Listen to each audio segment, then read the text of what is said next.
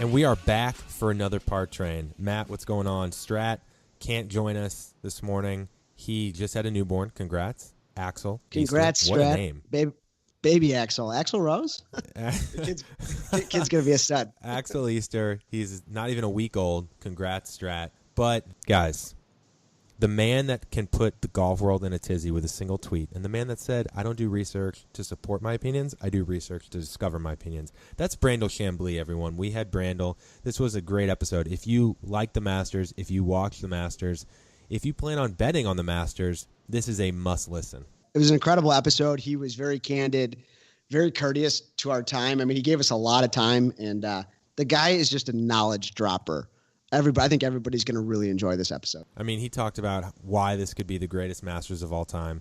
He talks about Tiger versus Phil, why DJ probably won't win, why Patrick Reed should wear red and black on Sundays, was not happy about that one, and his Masters favorite. Hint, it's not Tiger, Phil, Rory, or Spieth, and then he gives us a dark horse as well. Plus much more, much more. We had to let this go as long as he was willing just because of all the great nuggets that he gave you guys. But, yeah, I say we just get right to it. What do you say? Absolutely, Ev. Let's do this thing. All right, let's do it. All right, and we're excited to welcome Mr., the man, the myth, the legend, Mr. Brandel Chambly from Golf Channel. Welcome, Brandel. How's it going? It's going great. Nice to talk to you guys. It's a run up to the Masters, so everybody's got Masters fever. I'm sure you guys are afflicted similarly. So I'm just sitting here right now filling up legal pads. I was looking up green jackets on eBay last night. I do it every year. Haven't bought one yet, but I just kind of wanted to be that guy at a watch party wearing a replica jacket. But you can say I'm feeling the fever a little bit. You got to win one first, Ev, you know? That's funny. Well, I usually go on StubHub this time of year and buy a ticket or two for friends or family or somebody. And invariably somebody needs a ticket. So I bite the bullet and buy a ticket for somebody this time of year, but thus far I haven't had to do it. But I can't even imagine. I would think because Tiger Woods is playing so well that ticket prices, which are ordinarily pretty high anyway, have skyrocketed. Yeah, do we need to talk to Golf Channel to get you a couple tickets for friends and family? I don't think you need to be going on StubHub. Hey, it's not that easy. Even when I played in the Masters, I had to buy my tickets. So I think since then they've taken to giving the tickets to the players. But when I played in the Masters, you only were allowed 8 tickets, and you had to buy them. So wow. Everybody went to the hip. Well, Brandel, you kind of set us up for our first fun question. We always like to do this with our guests. We start you off with something a little bit fun just to help you ease into it. Okay? Speaking of Masters excitement, when Tiger plays well, everybody goes into a tizzy, right? And it's kind of hard to contain your excitement. Now, if Tiger was to make a putt on 18 to win this year's Masters, I've got 3 scenarios for you that would capture your level of excitement. I want you to pick one of these 3 scenarios that you think would capture your level of excitement, okay? Okay. Number 1, throw David Duval into Rae's Creek and then do a cannonball right after him. That's number 1. Although, don't dive, and it's shallow, so don't dive. Number 2, rub a pimento cheese sandwich into the camera and yell, "Sweet Jesus." Or, number 3, run into Butler Cabin while giving Frank Noblo a piggyback ride and give Tiger and Jim Nantz a big high five. Wow, a lot of pressure here, Brandel. I think only the pimento cheese one would keep me from getting fired, so I'm leaning towards that one. Okay. Although the last one sounds very tempting. The last one sounds like a lot of fun, but I have a feeling that would be my walk-off song, as would me throwing in David Duval into Rae's Creek. Not so much because I might get fired, but because he might just kill me. So I'm leaning towards that pimento cheese thing. Although I've never eaten a pimento cheese sandwich, I've never even had one in my hand. So really? Oh wow, that would be the first time I ever had one. But well, you know what? It could be a great way for you to go out. You know, that'd be a hell of a story. Yeah, I can think of better ways. Everybody has a dream scenario, but I think we all want Tiger Woods to play well. I enjoyed watching golf play at a level I'd never seen before, and And when we were in the middle of it, and none of us could. You just couldn't fully appreciate what you were seeing. And now that, he's been sort of robbed of his game and his physical skills, we all want to see it at least one more time, right? That's the thing we keep saying. It's like, we just want to see it one more time. I'm sure we don't want to see it one more time as bad as he does. So speaking of physical skills, before we get into the real Masters talk, we got one question here we've got to bring up too. It's about Dustin Johnson. All right. You mentioned earlier this year at the Tournament of Champions, he had the greatest shot of all time you had ever seen in the final round. 433-yard drive. He was in the heat of contention. He hit it to half a foot. Now, this is your chance to come clean, Brandel, and say maybe it wasn't the greatest shot of all time. Because while we loved it, we still think Tiger, for example, at the Canadian Open, 6-iron was a better shot. Do you still stand by that being the greatest shot you've ever seen? Yeah, I do, and look, Tiger pushed that 6-iron, so, He did. There's just, if Tiger was sitting right here, he'd tell you he pushed it.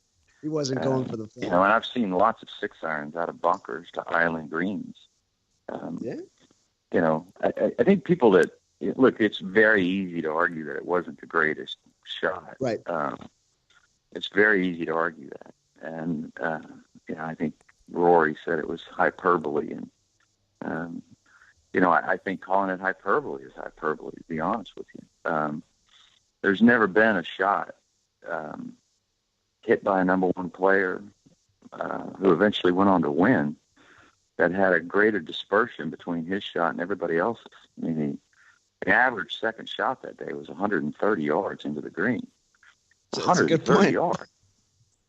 So with one swing of the club, he was 130 yards different than right. The average shot. And people love to say that it didn't mean anything, and it's like, well, people who say that have never had a chance to win an event on Sunday. It definitely means a lot, and you're definitely nervous.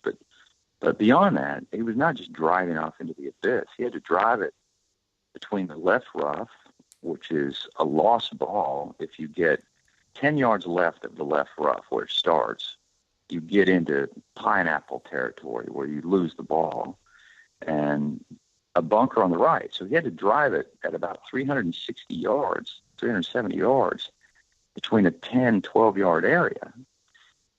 He had to get it right through that gap.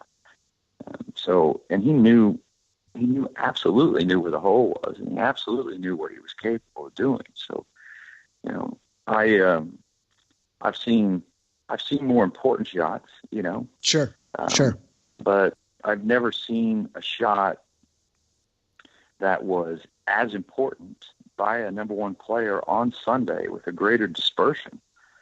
So, I've argued this point, many times since I called it the greatest shot. Initially, I said it was the greatest shot I've ever seen. Yeah.